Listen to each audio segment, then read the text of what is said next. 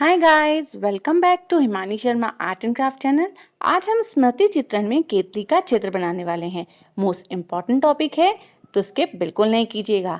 यहाँ पे हमने ड्राइंग शीट को लिया है, साथ ही स्केल और शेडिंग पेंसिल भी ले ली है। हम यहाँ लंबाई में बनाएंगे केतली, तो पेज को हम लंबाई में ही लेंगे। सबसे पहले हम बनाएंगे सेंटर लाइन, और ये लाइन हमें बनानी है 17 सेंटीमीटर की।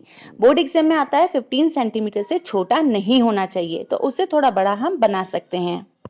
सेंटर लाइन ड्रॉ करने के बाद हम ऊपर से मार्जिन लेना शुरू करेंगे।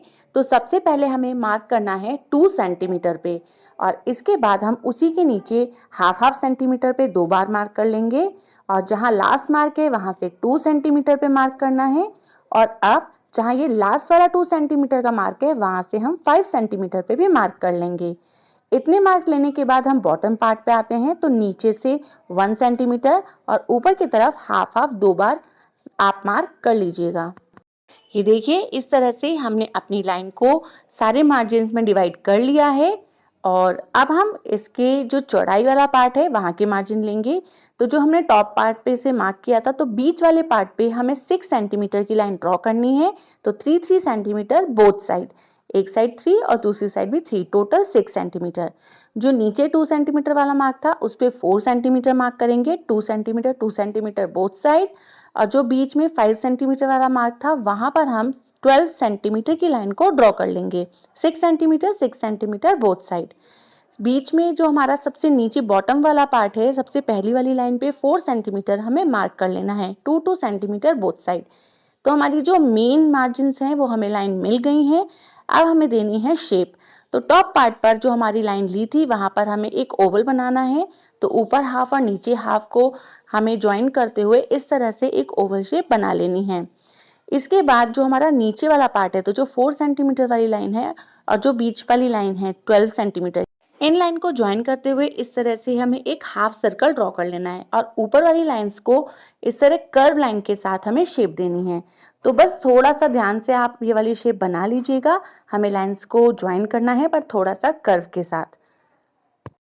ये देखिए, हमारी ये बेसिक शेप आ गई है। अब टॉप पार्ट पे हमें केतली के ऊपर वाला पार्ट बनाना है। तो हम साइड से हल्का सा मार्जिन छोड़ते हुए इस तरह से एक हाफ सर्कल ड्रॉ कर लेंगे। और जो टॉप पार्ट हमने हल्का सा ऊपर लीव किया है, यहाँ पर हम इसके ढक्कन का टॉप पार्ट बनाएंगे।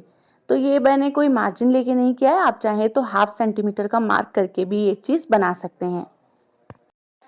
ये केतली बहुत इजी बताई गई है आपको, और प्रॉपर मार्जिन के साथ बताई गई है। तो वीडियो को स्किप किए बिना देखिएगा, आपको प्रॉपर केतली बनाना आ जाएगा। अब यहाँ पर जो लाइन थी इसको हम डबल कर लेते हैं। और इसके बाद हम आते हैं बॉटम पार्ट पे। सबसे नीचे वाली लाइन पे हमें 6 सेंटीमीटर लाइन ड्रॉ करनी है, 3 सेंटीमीटर बोथ साइड। और जो बीच वाला मार्क है यहाँ पर 4 सेंटीमीटर की लाइन ड्रॉ कर लेंगे। तो यहाँ पर हम अपनी केतली का बॉटम पार्ट बना रहे हैं। आप इसको अगर अपनी तरफ से कोई डिजाइन बनाना चाहें तो वैसे भी बना सकते हैं, नहीं तो आप सिमिलरली भी बनाइएगा। बहुत सुंदर केतली निकल कर आएगी आपकी। और एग्जाम में जब आप बनाएंगे ना, तो एग्जामिनर देखते ही आपको फुल मार्क्स देगा। बहुत ईजी भी है और थोड़ी सी डिजाइनर भी लगती है, बस थोड़ा सा ध्यान से देखिएगा। और इस तरह के यूजफुल टॉपिक्स आपको मेरे चैनल पर मिलते ही रहेंगे, तो चैनल को सब्सक्राइब करके बेल बटन को प्रेस करना बिल्कुल भूलना नहीं है, क्योंकि इसी से आपको मेरी वीडियो की नोटिफिकेशन सबसे पहले मिल जाएंगे। और मेमोरी ड्राइंग और आलेखन से रिलेटेड और वीडियोस की लिंक देखने के लिए आप डिस्क्रिप्शन बॉक्स में जाइए, वहां पर आपको प्लेलिस्ट मिलेगी। वहां पर जाके आप मेरी बाकी सारी वीडियोस भी देख सकते हैं। इसी के साथ हम ड्रॉ करते हैं हैंडल। हैंडल आप चाहें तो आप सिंपल वाला गोलाई में भी ड्रॉ कर सकते हैं। यहाँ पे मैं थोड़ा सा डिफरेंटली ड्रॉ कर रही हूँ। तो देखिए, इस तरह से आप स्लैंटिंग लाइन लीजिए और फिर इस तरह एक ऊपर कर्व कर लीजिए। ये चीज़ हमें ध्यान रखनी है, जब हम हैंडल ड्रॉ करेंगे तो हैंडल की मोटाई हमें सब तरफ से इक्वल लेके चलनी है, कहीं से मोटा कहीं से पतला हमें नहीं करना है। अभी जो टॉप पार्ट है इसको हल्का सा और डिजाइनर करने के लिए मैं इस तरह से कर्व लाइन बना रही हूँ। और ये जो बीच वाली लाइन है उसको हम इरेज कर लेंगे, तो हमारा ये हैंडल और ज़्यादा अच्छा लगेगा। अब आते हैं हम केतली के फ्रंट वाले पार्ट पे। तो यहाँ पर हम बनाने वाले हैं केतली का स्पाउट, जो नली होती है जिसमें से चाय निकलती है। तो इसको हम बनाना स्टार्ट करते हैं। उसके लिए हमने सिर्फ कर्व लाइन ली है। अच्छा, एक चीज़ आप ध्यान रखिएगा कि जो हैंडल है और जो आगे का स्पाउट है, वो दोनों चीज़ें हमारी देखिए मिड वाली लाइन पर टच हो रही हैं। तो आप ये चीज़ ध्यान रखना, नहीं तो फिर वो ऊंचा नीचा बहुत अलग लगता है। तो ये आपकी टिप है कि आप जब ड्रॉ करेंगे तो बीच वाली लाइन को बाद में इरेज कीजिएगा, पहले आप हैंडल और आगे का स्पाउट बना लीजिएगा। मार्जिन हमने इरेज कर दिए। अब हम स्टार्ट करेंगे शेडिंग। शेडिंग में हम 8B और 10B पेंसिल का यूज़ करेंगे। ये हमें ध्यान रखना है कि शेडिंग करते टाइम जो ऊपर का ढक्कन है उसको देखिए नीचे से ऊपर इस तरह से गोलाई में हमें शेड करना है, और इसको हम हल्का सा कॉटन से मिक्स करेंगे, वो भी इसी शेप में, आगे पीछे नहीं करेंगे, नीचे से ऊपर इसी गोलाई में करेंगे। स्पाउट के लिए जो कर्व आ रहा है उसी कर्व के साथ हमें शेडिंग करनी है और उसी कर्व के साथ उसकी मिक्सिंग करनी है।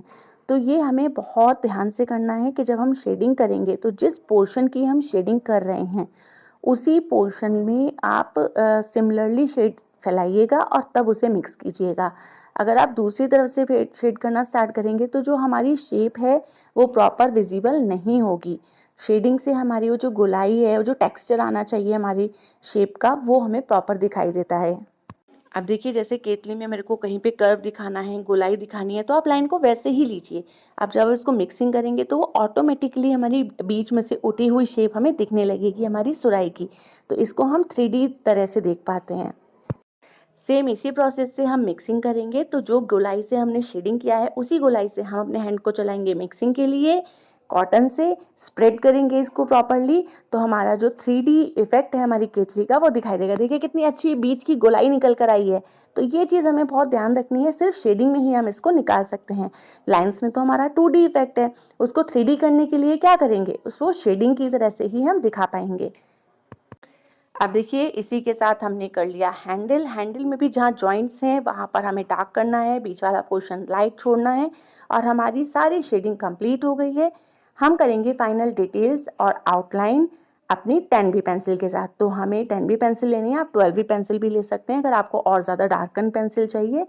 तो इसी के साथ हम जो डिटेल्स हैं, जहाँ पर लाइन्स आ रही हैं, किस तरह से कर्व आ रहा है, इस प्रॉपर पार्ट को हम कंप्लीट कर लेंगे। एक चीज़ और देखिएगा, यहाँ पर देखो मैंने एक पेपर रखा हुआ है जिसके ऊपर हाथ रख के मैं ये आउटलाइंस कर रही हूँ। क्यों? क्योंकि अगर हम बिना किसी पेपर को रखे हम अपनी लाइंस क्लियर करेंगे तो हमारा हाथ नीचे जब पेपर पे टच होगा तो जहाँ हमने शेडिंग करी है वो शेडिंग आपस में मिक्स हो जाएगी या फिर वो प्लेन पेपर पर भी फैल जाएगी। तो ये चीज़ हमें ध्यान रखनी है कि हमारा जो ड्राइंग हमने कंप्लीट करी है उसको हमें ख़राब नहीं करना, उसका हमें ध्यान रखना है। तो एक पेपर रखिएगा और फिर हम इसकी फाइनल डिटेलिंग करेंगे, नहीं तो हमारी शेडिंग खराब हो जाएगी। ये पार्ट कंप्लीट करने के बाद नीचे शेडो ज़रूर दिखाइएगा, एग्जाम में आता है छाया प्रति छाया के साथ। और इसी के साथ हमारी आज की केतली ड्राइंग कंप्लीट हो गई है। तो ये केतली आपको कैसी लगी है कमेंट बॉक्स में मेंशन करना बिल्कुल नहीं भूलिएगा। और अगर आपने अभी तक चैनल को सब्सक्राइब नहीं किया है तो वीडियो को लाइक करने के साथ साथ चैनल को सब्सक्राइब कीजिएगा और कमेंट बॉक्स में ज़रूर मेंशन कीजिएगा आप आज की वीडियो आपको कितनी यूज़फुल लगी है। Thank you so very much for watching my video. मिलती हूँ आपसे नेक्स्ट वीडियो में, तब तक के लिए बाय बाय, टेक केयर।